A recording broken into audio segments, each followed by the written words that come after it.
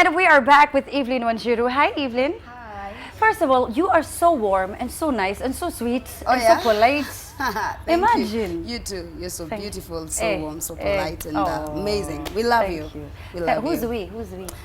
My family and I will love you. Thank you. Definitely. Thank you so much. Thank There's you. an interesting story on how you did start this family and how you met Mr. Man. Oh, yeah? Yeah. Mr. Man. Oh, my God. My music producer, I always say that we produce music and children, you know. That's the way to put it. We keep it in the family. Yeah. What did you do? In church. Okay. That's where I met him. Apparently, he was passing, looking for a place to worship. Yeah. And he heard me singing. And so he said, hey, that voice is really calling out on me. So we came to church, and I saw this guy coming in church, and I was like, what? Who is that guy? And so this one day, I got to church a bit late, and I was ushered in to sit next to him. Yes. And I was like, this is the guy that I have a crush on, you know. And then the pastor says, turn to your neighbor, tell them that God loves you. And this guy never turns. And I'm like, what?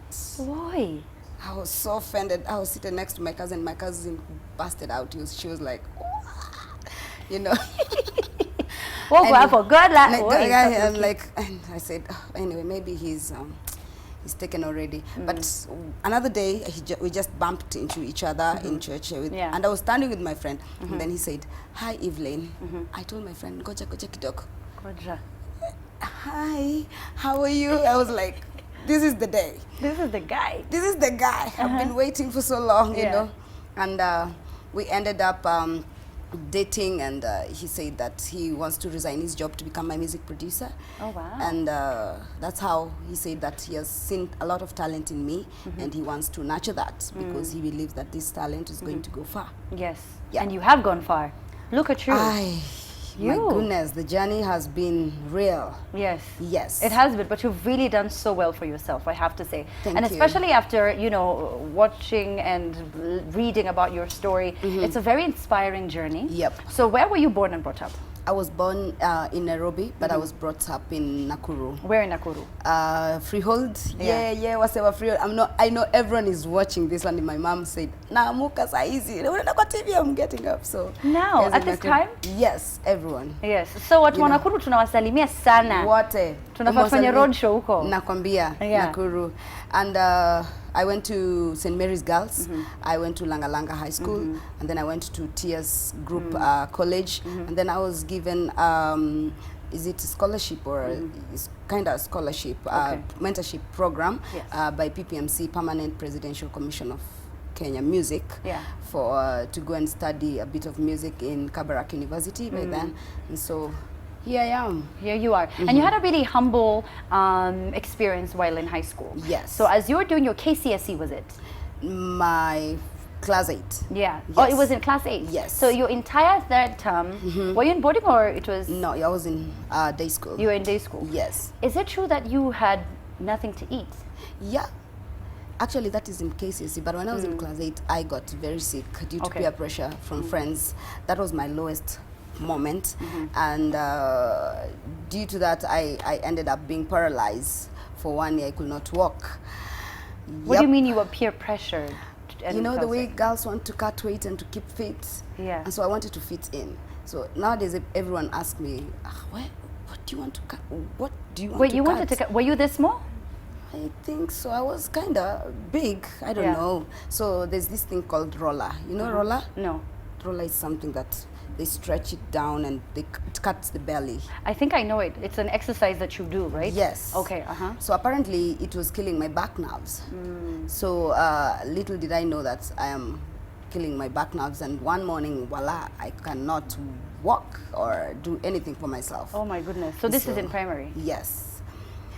Well, that's how things became quite tough for me, and by then, after some few years, like 2 years down the line, I lost my dad, and it was kind of very hard for us to cooperate and cope with my mom raising 5 children, and that's when I was doing my KCSE. It was tough for her because she has to sell charcoal and choma mahindi on the road to sustain us, and it was very tough for me because she could not afford school fees for me in Form 4. Yes. So the teachers said, this is the only thing we will do for you because we want you to finish your KCSE, and we will just give you an opportunity to be in class, but you cannot be able to eat in school. So what happened? So you would go back home? No. My friends used to share food with me. And other days that you went without? Yeah, because I could feel kind of I'm a bother, you know, sometimes you're the only person that's going with the plate. And it was a very tough time for me. But I said, you know what, this is just, it's a season. It's a season that I have to go through it. Well, it was a tough time for me though. So the entire year? Not the entire year. Just at that time? Okay. Yeah. Oh wow. And you made it through. Look at yourself now. You know, sometimes when you're going through really tough situations, you can't really see it ending. You know, you just feel the pressure, you feel frustrated, you want to give up, and you know, you don't. So that you can end up like Evelyn Wanjiru here, who's sharing her incredible story. So then you're one of the few gospel artists, after going through all of that, by the way, one of the few artists who's had a chance to collaborate with such big African artists. You've traveled all around the world. Tell us about the 2 collaborations that you've done. One is in with a South African artist whose name I cannot pronounce. Mkhululi Bebe. Yes, Mkhululi Bebe. Yeah. And then a Zimbabwean artist as well. Yes, Timbalami.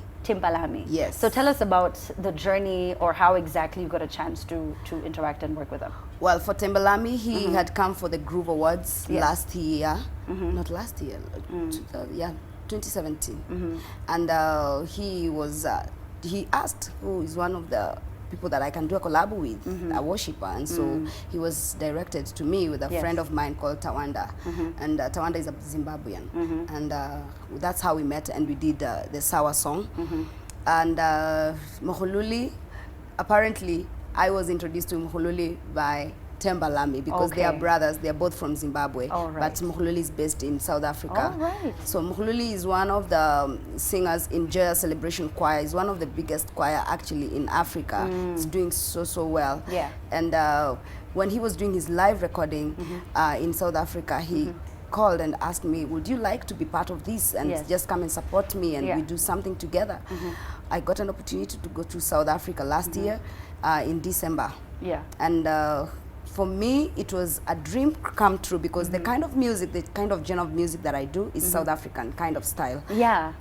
And when I went there, I was surprised because the people that were doing BGVs for me, BGVs background vocals, are the Joya Celebration Choir team. Oh wow! And I was like, you were humbled. I've never been humble in my entire life. It was a dream come true because I was staring at them because for me they are celebrities and they are doing this for me. And it was an opportunity for me to learn a lot and to expand my mind and my music career.